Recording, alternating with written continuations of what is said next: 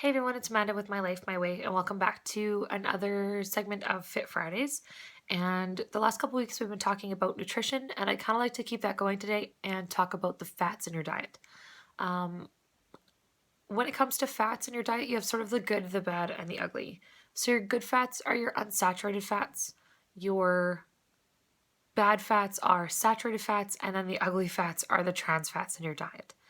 So let's start with the good fats and we'll kind of work our way down from there. So, good fats are usually fats that are found um, in your food naturally and more commonly in plants than anything else.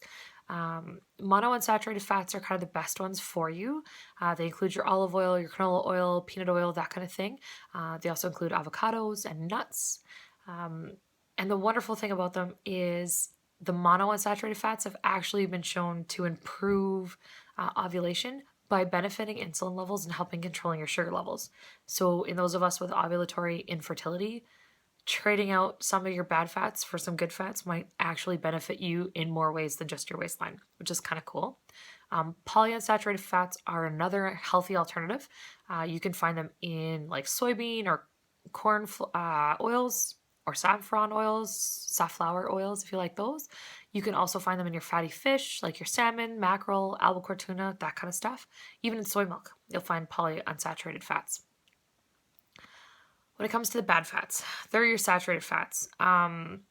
We also find them usually in foods, so much as rather than processed stuff.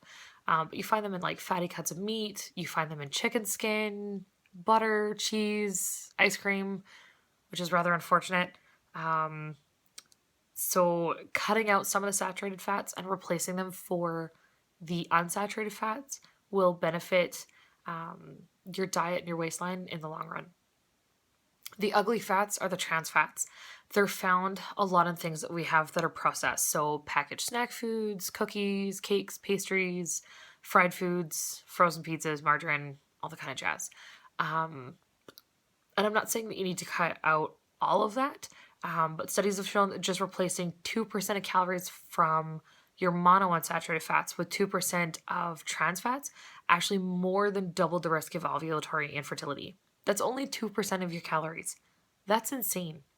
Um, so staying away from the trans fats, especially for us with ovulatory infertility, is huge. Again, not just about your waistline. Um, let's see here. Trans fats do occur naturally, but most of them are made when we have food processing. And research has shown that trans fats can actually increase unhealthy cholesterol and lower healthy cholesterol levels in your blood, which can actually lead to an increased risk of cardiovascular disease. So, again, things like this aren't just about your waistline. Some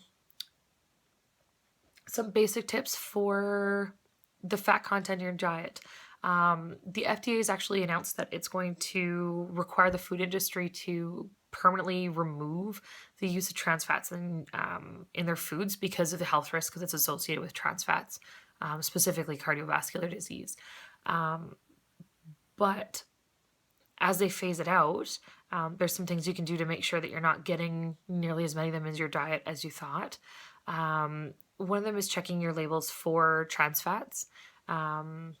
As little as 4 grams of trans fats in a day can actually negatively affect your fertility. 4 grams of trans fat isn't really a lot. As long as the serving size has less than a half a gram of trans fats, though, companies can actually list it as being 0% trans fats because they're sneaky like that. So, in 2 tablespoons of peanut butter, it says it's trans fat free. If they only have 0.4 grams of trans fats in there, by the time you add 2 servings to that, you've almost got a full gram of trans fats in your diet and you didn't even know you were eating them. So they're kind of getting a little bit sneaky on their labeling. So one of the things you can do to help protect yourself is check the ingredients list, and you're looking for things like hydrogenated vegetable oil. That's the other word for trans fats, and they're just a little bit sneaky about it. You can also substitute some olive oil instead of butter when you're doing cooking, especially sauteing and stuff like that, frying pans. Take out the butter and use olive oil instead. You can use canola oil when you're baking rather than things like butter. And you can use olive oil in salad dressings and marinades rather than some of the thicker stuff that has worse fats in it for you if you're reading the labels and checking things like that. To increase how many good fats you're getting, you can also put like nuts or sunflower seeds or things like that on top of your salads. I'm actually pretty notorious for doing that for myself just because I think just lettuce on a salad with salad dressing is really boring. And I've always thrown nuts or fruit or something like that on top of my salad just to kind of spice it up a little bit. But doing stuff like that can actually increase your good fat intake, which is really nice. You can use egg white substitutes or just use the egg whites instead of using whole eggs when you're making yourself breakfast in the morning. Or if you don't like just egg whites, do something along the lines of one whole egg with two egg whites, which is kind of my favorite way to do it, just because it doesn't have the same consistency as only having egg whites, because I'm not a huge fan of those.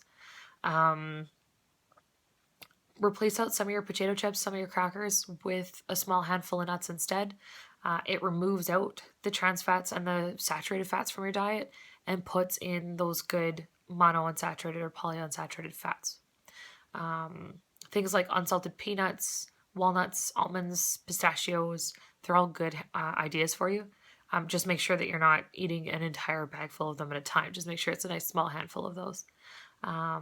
You could try air pop popcorn as well as a snack. Just make sure you're not loading it up with butter and salt. Otherwise, you're just adding back in the saturated fats you're trying to take out of your diet in the first place. You can try non-hydrogenated peanut oil or nut butter spreads. They're usually labeled out as being the natural version, just because they haven't been processed in a way that adds hydrogenated oils to them. You can also add avocado slices to your diet, putting them on sandwiches. You can even cut them up in small pieces and put them with your salad just to kind of spice things up a little bit. I've even seen people cut up slices of avocado and put it on top of chicken, which is kind of cool, just to kind of change things up in your diet a little bit, and it adds those good fats in. Using avocado slices instead of mayo on your sandwich too will still give you that sort of fatty texture to it without adding in bad fats and actually putting in good fats, which is kind of a 2-for-1 for you. One of the other things they suggest too is twice a week, try and replace out some of your traditional meats like your chicken, your beef, your pork, that kind of stuff, and replacing it out for something like salmon or mackerel or albacore tuna, something along those lines. It'll replace out some of the saturated fats you're getting in your diet from eating beef and stuff like that with the good fats from eating a fattier fish. Just make sure when you're eating seafood that you're limiting yourself to about 4 ounces of cooked seafood per serving, because you can absolutely take in too many calories there as well. But yeah, that's pretty much all I had to say about fats.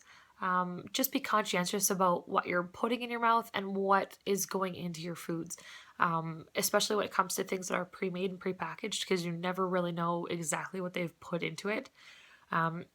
Like I said, as much as they have to have a label on them, they can cheat with their trans fats number. As long as it's less than 0.5, they can count it as being 0. And kind of sneak that in there. So making sure you're reading the labels for that non-hydrogenated oil, or sorry, for the hydrogenated oils. Making sure that you're not putting anything in your diet that has those hydrogenated oils in them, and staying away from trans fats as much as you can as we sort of phase them out of our foods altogether. And it'll help reduce your risk of cardiovascular disease and reduce your risk of ovulatory infertility issues as well. So that's kind of fun. I will be back next Friday and we'll talk about something else. Thanks for joining me again for this Fit Friday, and you have yourself a great day. Bye.